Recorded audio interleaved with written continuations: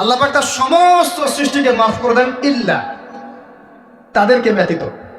এক, ইল্লা লিমুশরিকিন, এক নাম্বার যে ব্যক্তি মুশরিক, যে শিরক করে আল্লাহর সাথে, যে আল্লাহর সাথে শিরক করে। আর দুই, মুশাহিনিন, যে ব্যক্তি অন্তরে মানুষের সাথে বিদ্বেষ পোষণ করে, হিংসা বিদ্বেষ মনে আছে এরকম ব্যক্তি, এবং মনের মধ্যে শিরক আছে, শিরকি আকীদা, মুশরিক, এই দুই শ্রেণীর মানুষ ছাড়া আল্লাহ পাক সমস্ত মানুষকে মাফ করবেন। তাহলে এই রাতের ফজিলত প্রমাণ হলো কিনা? রাতের ফজিলতটা প্রমাণ হলো কিনা? আচ্ছা, এখন এর ব্যাকআপ আরো অনেকগুলো হাদিস আছে। ওই সবগুলো হাদিসকে একত্রিত করলে এমনই কনক্লুশন আসে। এছাড়াও আরো কিছু দুর্বল হাদিস আছে, এগুলো দুর্বল, সনদগতভাবে অন্যান্যভাবে দুর্বল।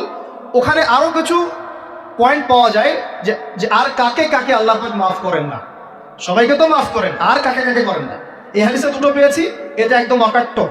এটা হলো মুশরিক, আল্লাহ পাক মাফ করেন না। দুই, যে অন্তরে হিংসা বিদ্বেষ পোষণ করে, হিংসা বিদ্বেষ আছে, এদেরকে আল্লাহ মাফ করেন না। আরো কিছু দুর্বল বর্ণনা থেকে পাওয়া যায়, এটা দুর্বল বর্ণনা, কিন্তু জেনে রাখতে তো সমস্যা নাই। সমস্যা আছে? আর পাপ তো পাপি, দুর্বল হাদিসে আসুক আর কঠিন হাদিসে আসুক, পাপ তো পাপি নাকি? পাপ ছাড়তে কোনো সমস্যা আছে? তো তৃতীয় এক শ্রেণীর নাম পাওয়া যায়, যারা হচ্ছে আত্মহননকারী, নিজেরা নিজেদেরকে আত্মহত্যা করেছে, এদেরকে আল্লাহ মাফ করেন। আত্মহনন বোঝেন কিনা? আত্মহত্যা যারা করে, আত্মহনন, এটা একটা শ্রেণী পাওয়া যায়। 4 নম্বর একটা পাওয়া যায় আত্মীয়তার সম্পর্ক ছিন্নকারী, আত্মীয়তার সম্পর্ক ছিন্নকারী। 5 নম্বর একটা পাওয়া যায়, সেটা হলো মাদক দ্রব্য সেবনকারী।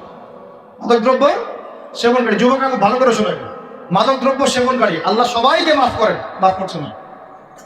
আরেকটা পাওয়া যায়, সেটা হলো যারা জেনার পাপে লিপ্ত আছে। কিসের পাপে ভাই?